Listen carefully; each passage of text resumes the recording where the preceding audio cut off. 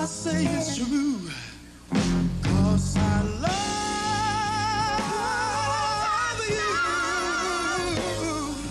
you. Baby, I'm thinking of you, trying to be more of a man for you. And I don't have much chance, but we gonna see it through. Come on, y'all.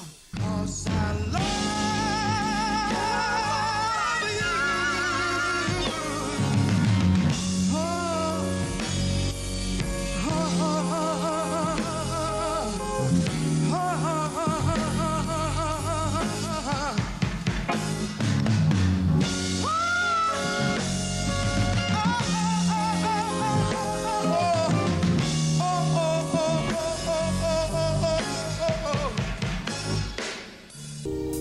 some men need lots of women for their passions to feel, but I want only you, girl.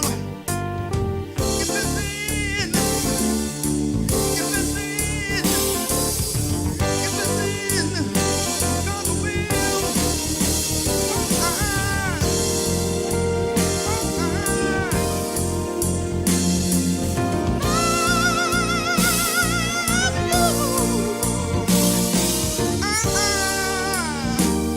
I love you, baby, with all my heart and soul. Come on, y'all.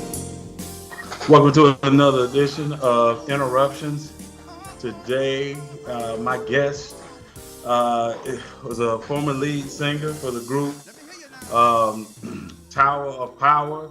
He's had songs like You Got Me Running, Midnight Girl, Taking a Chance, Let's Do It Today, and one of the most iconic R&B songs of all time, Cause I Love You.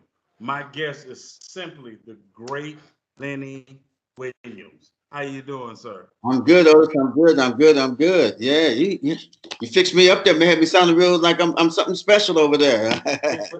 You are, man. You are a treasure. I told you when we talked over the phone, man. My cousin Chris Jefferson, we call him Black, and man, everybody knows when I say, "Hey, man," I called everybody in the family. I said, "Hey," I said, "I'm gonna give you a clue of who I'm interviewing." They said, "Who?" I say Chris's favorite sing. Oh, you interviewing Lenny Williams? See, everybody in the family know. Everybody know, yeah. He's gonna play "Cause I Love You." I don't care what's wrong. He can be happy, sad. It doesn't matter. So, and actually through him, it allowed me to fall in love with that song. I And so, appreciate it. Yeah, I thank you for just being, who you are, a class act, a gentleman, a smooth R&B singer, and we appreciate you. I appreciate you too. Yes, sir. Yeah. My first question for you is, how did the group Tower of Power, how did that come about? Well, I did a record, I think like 1969 or maybe it was before then. I'm not sure. Somewhere 1960 something. Hmm. I had never had a band. And so my neighbor told me that the mailman on his side gig was managing bands, right? So I Wow. went to him and he said, "Well, I got a little band out in the suburbs out there in Fremont, California. It's about 40 miles from Oakland." Said Okay. they'd be perfect for you. So I go out there and they had all these little young white boys, right? And, but the only problem was about three of them were still in high school. So Okay. they only played like, little hops and things. We couldn't go to no nightclub because I was a grown man, right? Right. So I was in my 20s, like 21 or something like that.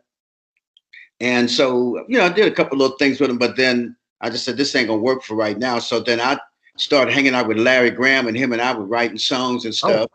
And so then he was still with Sly and the Family Stone. And okay. then we fooled around for a couple of years. And then he was like, "Man, I need to put some horns on some of this stuff. Let's call this band Tower Power to come over."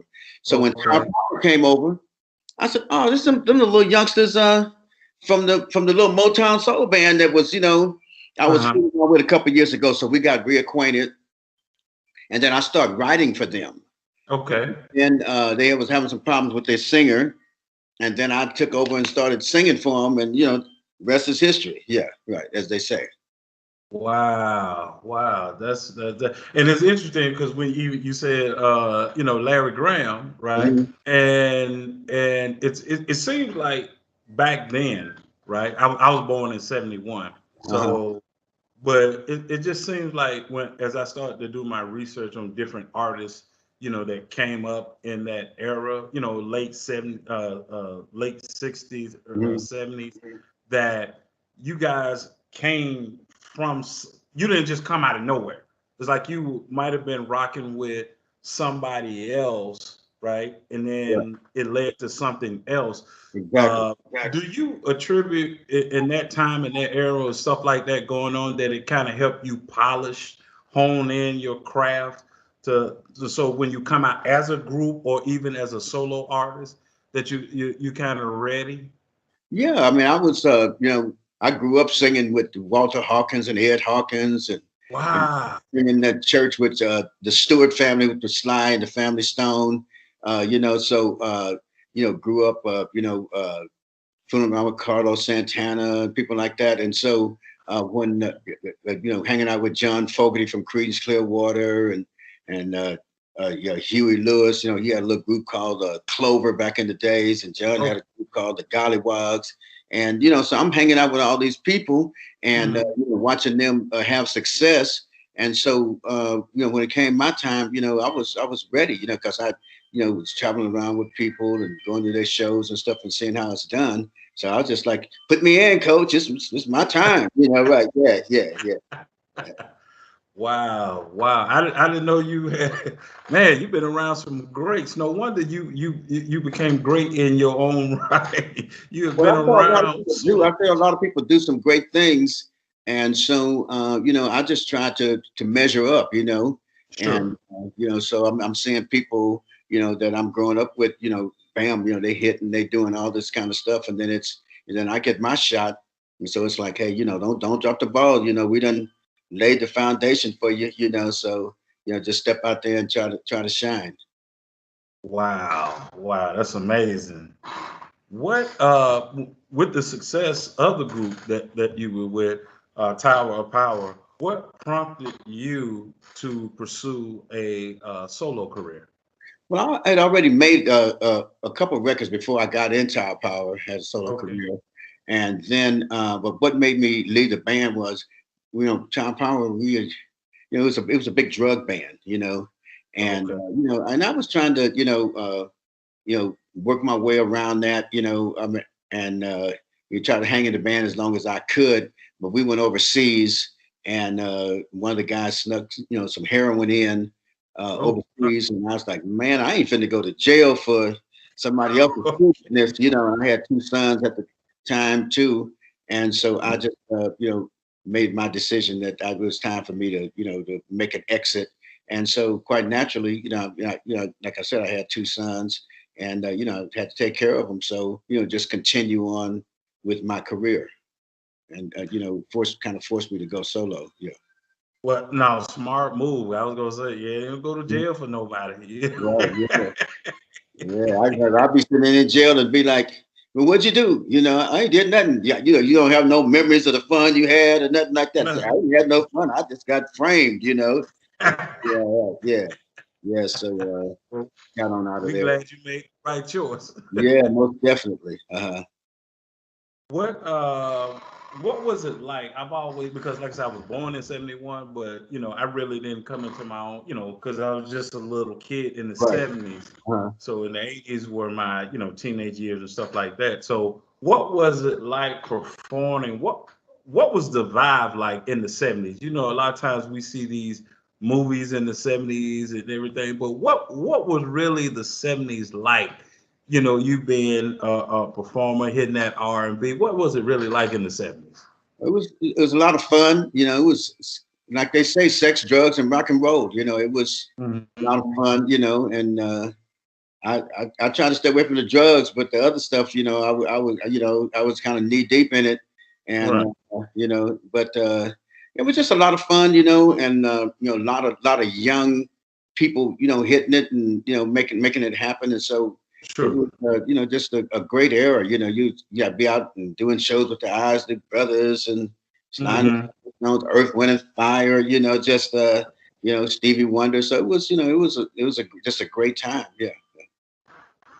I had the pleasure to interview Cool from Cool in the Game, Yeah, these and guys were cool, but yeah. he said something to me, and I want to get your thoughts on it. One of the things he mentioned was the thing about that time frame, even into the '80s, right? Is that everybody had their own style. Like, so when you knew a Cool in the Game record came on, you knew it was there. Slide the Family, Earth, Wind and Fire. No. What do you think the shift happened where record labels started trying to get somebody to sound like the next so and so instead of having the originality? Well, I think that when you start making money and then you just say and you see somebody doing something, you say, "Wow, maybe maybe we should do that." So I think that a lot of it probably was the artist. I think the artists have to take some responsibility for that. It's like, okay, well, they doing that, and they had two or three records that hit. You say, well, maybe I need to do that. You know what I mean? Because everybody's so eager to have a hit, and and then radio seems to have a tendency to to kind of follow styles and things of that nature. And so I think it's uh, record labels have to have some responsibility, artists and and radio programmers too. And so I think that originality kind of took a back seat, to just people just making cookie cutter type records. Yeah, Sure. and I mean, I think that's kind of where the world, I mean, something come out new style suit, and everybody, all the companies making the same thing, shirts or whatever, and so monkey see, monkey do. Yeah, I was always curious about that because even like you just mentioned, even with the style, the '70s had its own style, the Right. '80s had its own style, the '90s had. But one of the things I've always enjoyed, because I find myself listening to old school music more than anything. I mean, I Hmm. came up in the hip hop and rap era, so I always tell people, yes, I like rap. So don't I tell people I'm not the old man that said he doesn't like rap Right. because I do, because I grew up in it. But I find myself, even with rap, I'm listening to the stuff I grew up with. Then I'm listening to the music the R&B that I came in and before me. Right. And I want to get your thoughts on it. And the reason why is I tell my daughters, I have two daughters, I said, growing up as a young man, as a teenager, when you went to pick up your girlfriend, you took out the hip hop stuff.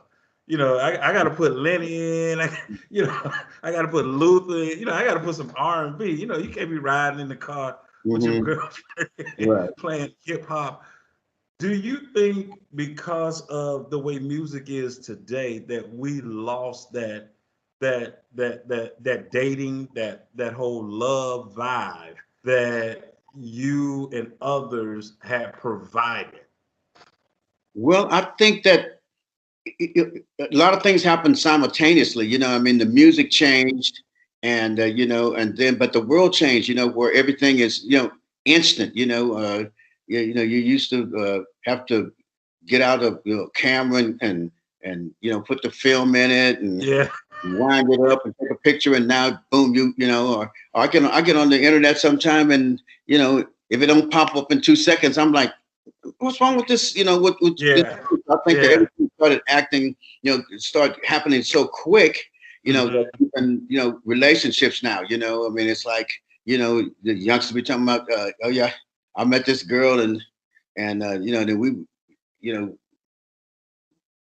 know, we got it on. And I said, Uh-huh. it's like, well, would you take her to the movies? Or no, I just say, hey, can I hit it? You know what I mean? It's like, you Yeah, know, it's so quick, and I think that that's just the music. It kind of changed at the same time that all of these, the microwave and sure. all that stuff came out. And so everybody just wants, they want things really, really, really, really, really quick.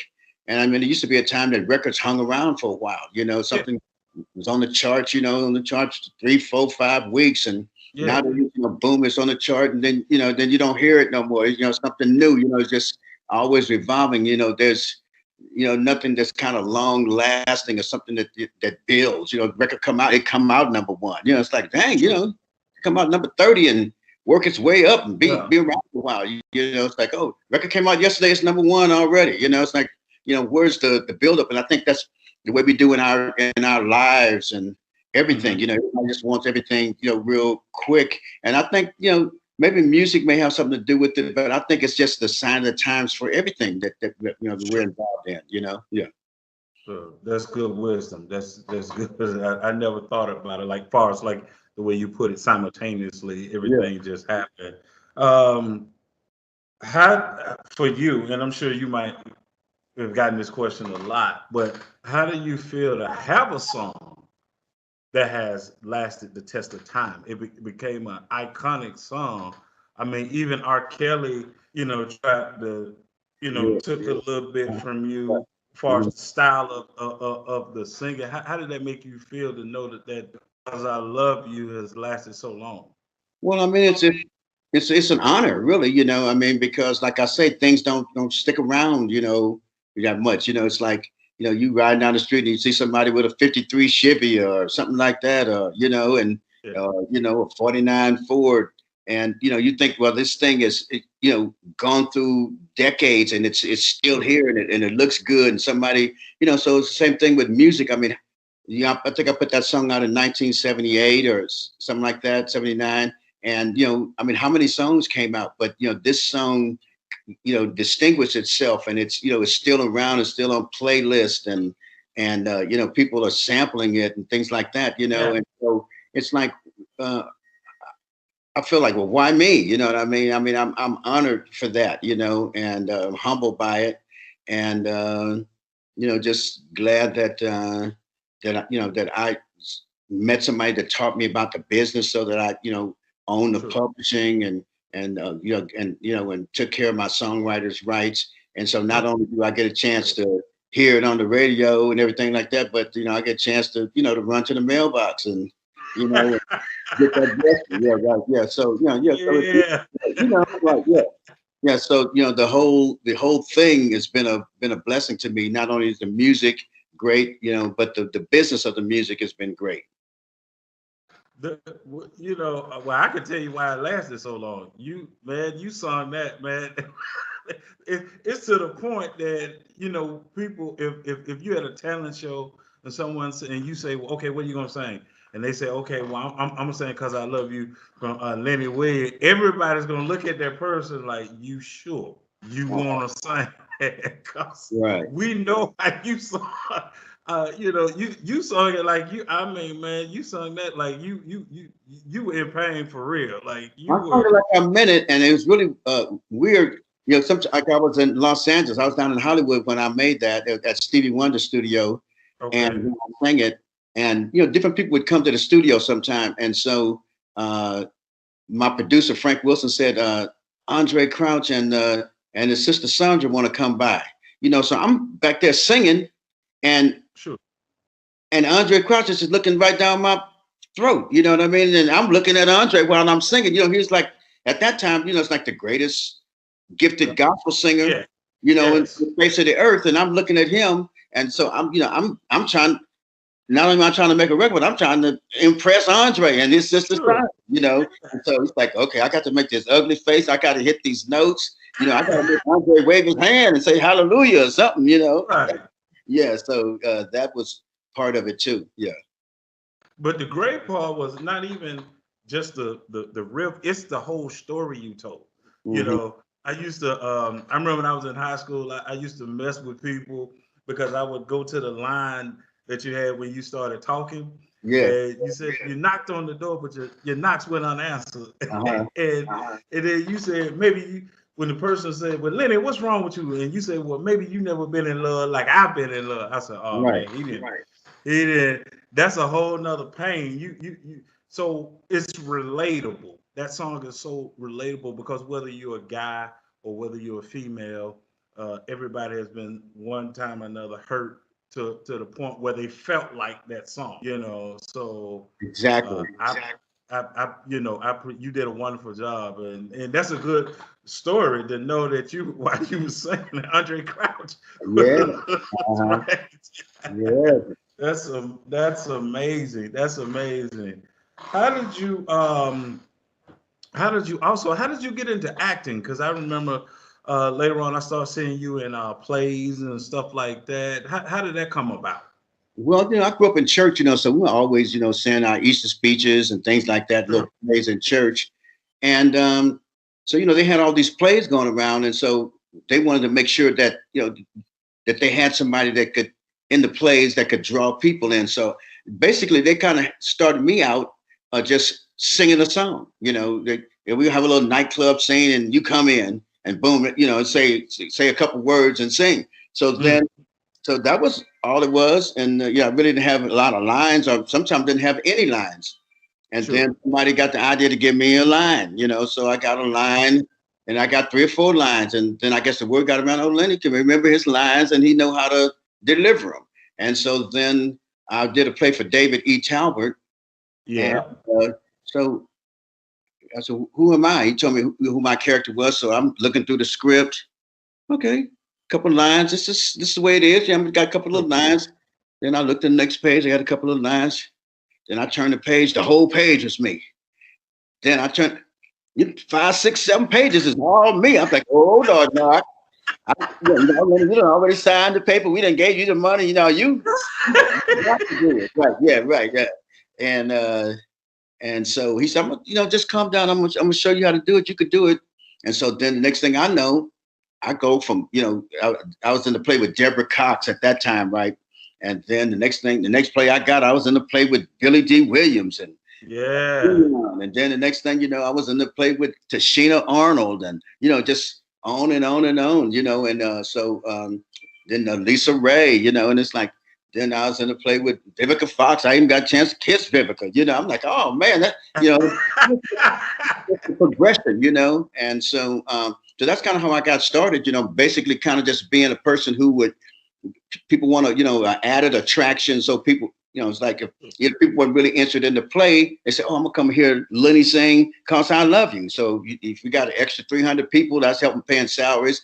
And then the whole added thing was that they realized that I could handle it, and then they started giving me lines. And so somebody even called me for a play one time, and I didn't even have to sing. I was like, oh shoot, it's on now. Yeah, yes.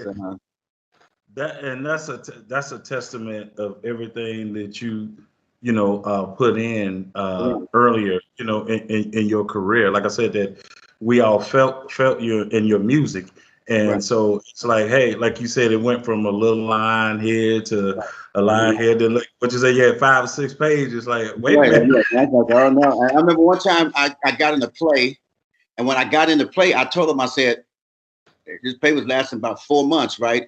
And I said, okay, now when we get down to September 20 something, I got a show that I already booked in January, so I'm gonna have to leave that night, right? And so and they said okay, and we all had it in the contract and everything. And so then it was like the week before, and I said, now y'all know next Saturday I'm not gonna be here. I'll be ready for I can do the Friday show and I can come back Sunday, but I can't do the Saturday show. Right.